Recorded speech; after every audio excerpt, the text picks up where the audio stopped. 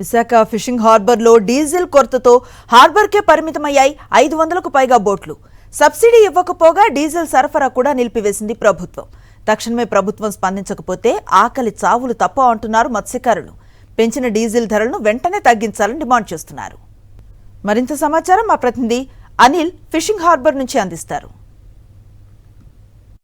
ఉప్పు తీరంలోనే అతిపెద్ద fishing harbour అయినటువంటి విశాఖపట్నం ఫిషింగ్ హార్బర్లో డీజిల్ సరఫరా పూర్తిగా నిలిచిపోయి బోట్లన్నీ కూడా హార్బర్లోనే లంగరేసినటువంటి పరిస్థితి కనిపిస్తుంది. మత్స్యకారులంతా కూడా అత్యంత దీనమైన పరిస్థితిలో ఉన్నారు. మరి కొద్ది రోజుల్లోనే అంటే దాదాపు 20 రోజుల్లోనే వేట విరామ సమయం కూడా ప్రారంభం కాబోతోంది. పూర్తిగా పుష్కలంగా వేట చేసి జీవనం సాగించాల్సినటువంటి గంగపుత్రులకు అత్యంత దారుణమైనటువంటి పరిస్థితి నెలకొంది. పశ్చిమాసియాలో నెలకొన్నటువంటి యుద్ధ పరిస్థితుల కారణంగా ఇబ్బంది తలెత్తినటువంటి సందర్భం ఓవైపు ఉంటే రాష్ట్ర ప్రభుత్వం చేయాల్సినటువంటి డీజిల్ సరఫరాను సబ్సిడీని పూర్తిగా నిలిపివేయడంతో ఇబ్బందులు తలెత్తాయి. హార్బర్లోనే ఉన్నటువంటి కోఆపరేటివ్ పెట్రోల్ బంక్ ఏదైతే ఉంటుందో ఈ బంక్ నుంచే ప్రతిరోజు 10 నుంచి 20 వేల లీటర్లు డీజిల్ సరఫరా అయ్యేటువంటి అవకాశం ఉంటుంది. కానీ ఇప్పుడు పూర్తిగా నిలిచిపోయింది. 20వ తేదీ నుంచి ఇప్పటి వరకు కూడా 1 లీటర్ డీజిల్ను కూడా సరఫరా చేసినటువంటి పరిస్థితి లేదు.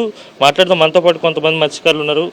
అసలు మీకున్నటువంటి డీజిల్ ఇవ్వట్లేదు ప్రభుత్వం, మీకున్నటువంటి సమస్య ఏంటి? బోట్లు చూస్తే మొత్తం అన్ని హార్బర్లోనే ఉన్నాయి, ఎలాంటి ఇబ్బందులు పడుతుంది?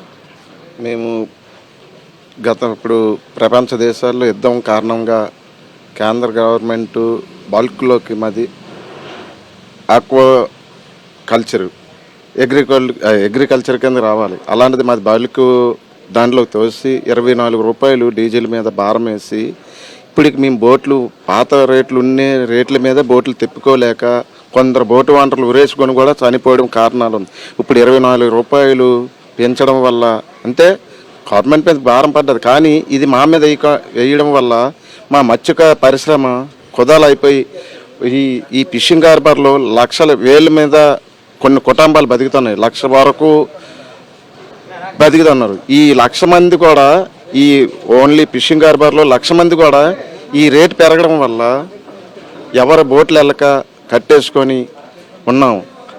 వేటకెళ్తే లాసుల్లో తిప్పుతున్నాం.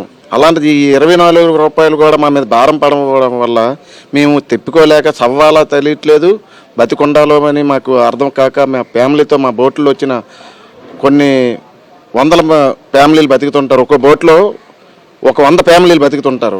ఒక ఫ్యామిలీకి ఒక 20 మంది ఉండొచ్చు. అలాంటి ఫ్యామిలీలన్నీ ఈరోజు పస్తు ఉండడం వల్ల ఉండే పరిస్థితి వచ్చింది.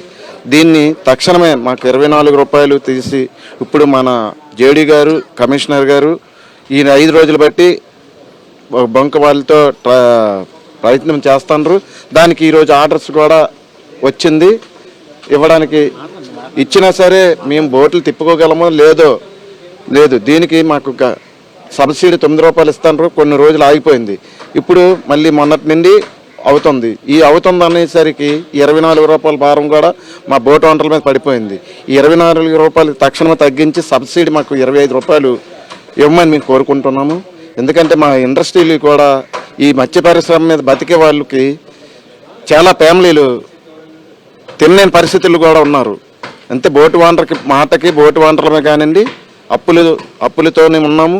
ఈ 24 రూపాయలు కూడా మాకు తగ్గించేసి ఇప్పిస్తారని స్టేట్ గవర్నమెంట్ని మేము కోరుతున్నాం. అలాగే ఇప్పుడు మన జేడీ గారు కమిషనర్ గారు ఇప్పుడు ట్రై చేస్తే ఈరోజు ఆర్డర్ వచ్చింది పాత రేటుకి ఇవ్వడానికి. దాన్ని కూడా ఇంకెక్కువ ఇవ్వడానికి ఇంట్రెస్ట్ చూపుతారని మేము కోరుచుకున్నాం. మొత్తం మీద సబ్సిడీ కార్డులు వెంటనే ఇవ్వడంతో పాటు డీజిల్ సబ్సిడీ సరఫరా కూడా వెంటనే చేయాలి. అలాగే పెంచినటువంటి ధరను రాష్ట్ర ప్రభుత్వం భరించాలని చెప్పి ఇక్కడ ఉన్నటువంటి బోటు ఓనర్స్ కానీ మత్స్యకారులంతా ప్రభుత్వాన్ని కోరుతున్నారు. ప్రభుత్వం డీజిల్ సరఫరా చేస్తేనే బోటు హార్బర్ నుంచి వేటకు కదిలేటువంటి అవకాశం ఉంటుంది. లేని పక్షంలో లంగరేసి హార్బర్కే పరిమితం కాబోతా ఉన్నాయి. మరో 20 రోజుల్లోనే వేట విరామం కూడా ప్రారంభమైతే ఇక మత్స్యకారుల కష్టాలు వర్ణనాతీతమని చెప్పక తప్పదు. వీడియో జర్నలిస్ట్ అప్పలరాజుతో కలిసి అనిల్, సాక్షి టీవీ, విశాఖపట్నం ఫిషింగ్ హార్బర్ నుంచి.